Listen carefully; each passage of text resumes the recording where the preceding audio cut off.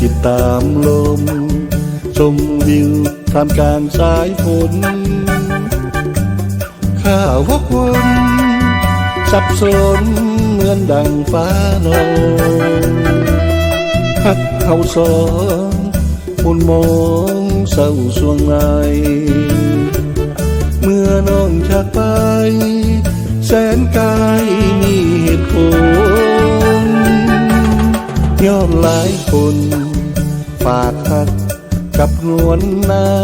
งมีหลายทางให้เดินตัดสินใจเมื่อฟ้าขาดฝนเมื่อนางขาดผู้เคียงกาย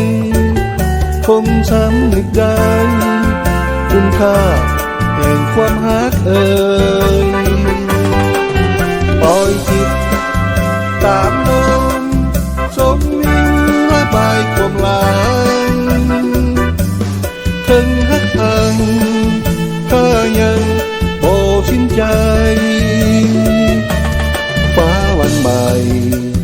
ยังมีแสงแห่งชีวิตบอกวันคนคิดให้เป็นบัญญัติของนางทบทวนความหลังฝังใจบอกมีความหมายหากวุ่นวาย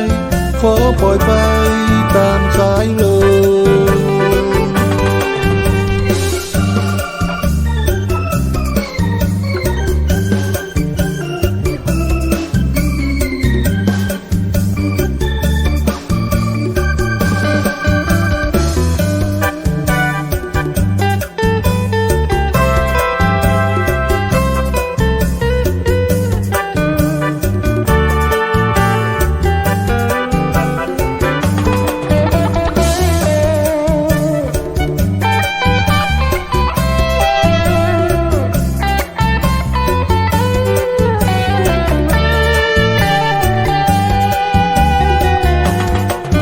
ปล่อยจิต